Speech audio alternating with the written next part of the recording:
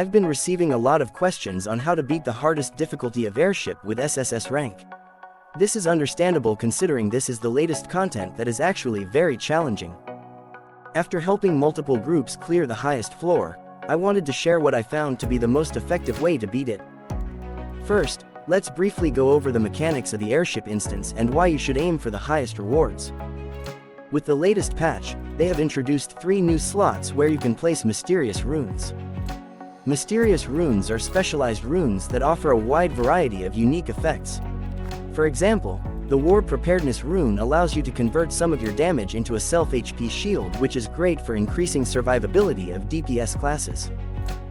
The runes start off with low values, but can be increased to much higher levels by using the Star Glitter Sand and Radiant Crystals you obtain from the airship rewards.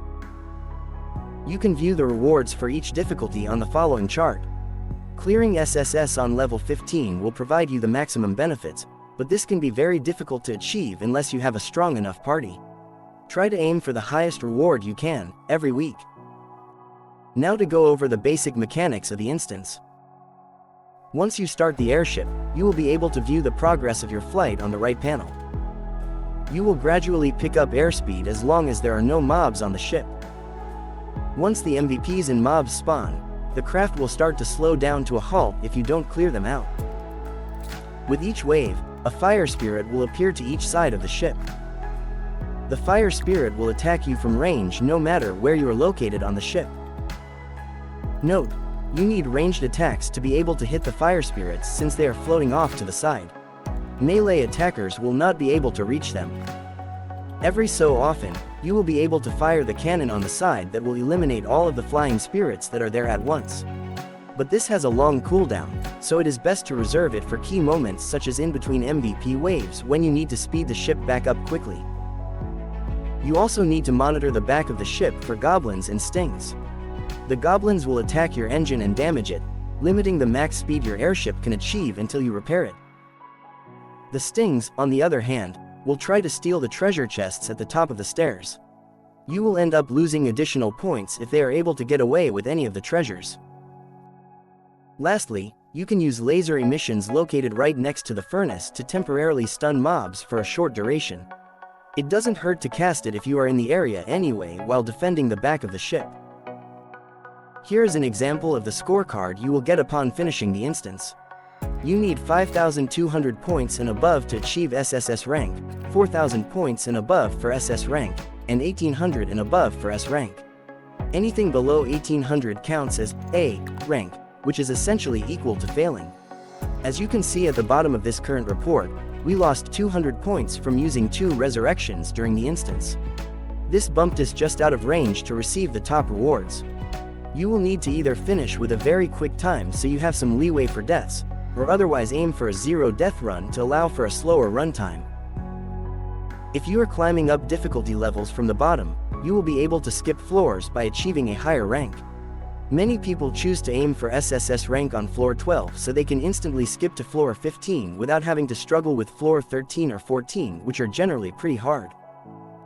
MVPs and special affixes will change from week to week, making the difficulty variable each time.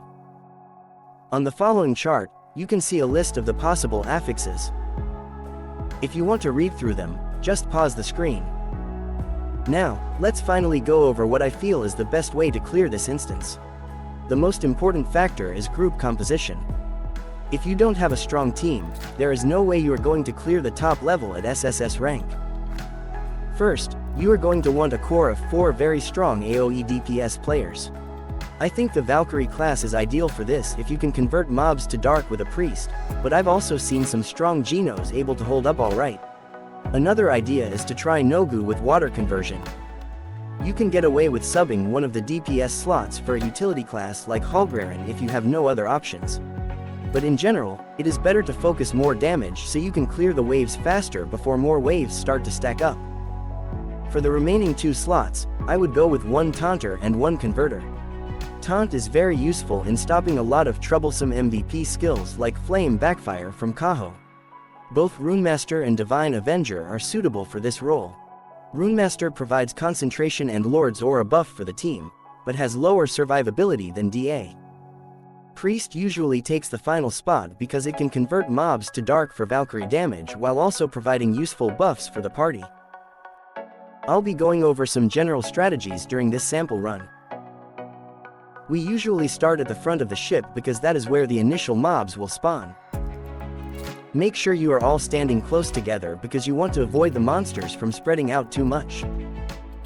You can see here we get them in a nice tight cluster so the DPS can hit them all at once. The tank will be responsible for taunting the MVP and also trying to maintain the cluster if possible. Additional waves of monsters will spawn if you do not finish off the MVPs in time. When this happens, it is very important to keep an eye out for healer-type mobs. This includes Lude, Kobold Archers, Acolytes, Geographers, Obunes, and Priests. DPS should switch their focus to killing any healers immediately. Otherwise, the MVPs will quickly restore back to full life, essentially ruining your clear time. The Priest should focus on converting the priority targets for quicker kills. This should be MVP and healer mobs most of the time. Make sure you turn off auto-resurrection and pets that cast res like Osiris. Remember, each res will cost you 100 points. You might be able to inch out an SSS rank if only 1 or 2 members die near the end of a run and you can complete it without them. Also, keep an eye on the timer to the right. A second wave of mobs will spawn around 1 minute and 45 seconds. If you are unable to clear the first set of MVPs by that time, it might be worth it to reset the run because it will be difficult to achieve a high rank with the added time delay. You can also consider resetting the run if you get a lot of bad mobs that end up healing the MVP's health. It is possible to get lucky with an easier run if you get no healer spawns. Don't forget to designate 1 or 2 people to operate the cannons on the sides of the ship. We usually save them to clear the cluster of fire spirits after the MVP is dead because of the long cooldown. This helps us get the ship back to max speed more quickly in between phases. Also designate one of your DPS to monitor the back of the ship for goblins and stings. I recommend having your weakest DPS take care of this role since the main DPS should focus on killing the MVPs as soon as possible. The person going to the back of the ship should repair the furnace engine and cast the laser before returning. On the last wave, we have everyone move to the back of the ship. This is because the final wave can spawn some annoying mini-bosses that cast area debuffs such as Stone Curse to the front of the ship.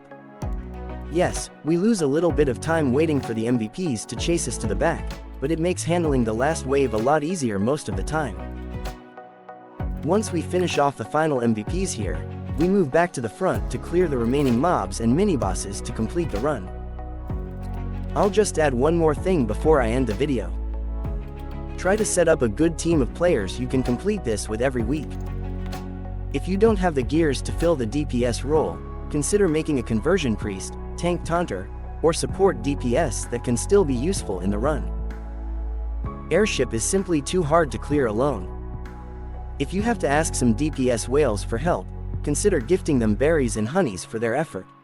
I've already burned through a lot of my saved resources helping dozens of people during the first week, and it will be impossible to continue this in the future. For those of you interested in my Valkyrie build, I will be bringing you a very special guide later this week. I've asked a good friend of mine, Dice, to a friendly DPS competition. He has the new era Fireseed relic that changes all targets to a humanoid race, and I am curious to see if this can produce more damage than your standard DPS build. We will both be revealing our builds at the end of the video, so you can copy them if you'd like. We will be testing on a standardized dummy with set rules which will be revealed later. Our Aurora Featherstar rune is about the same, and we are both at near max handbook deposits, so it should be an interesting comparison. Who do you think will win in the end? Well, enjoy the final parts of this example run, and look forward to the next video. See you all later.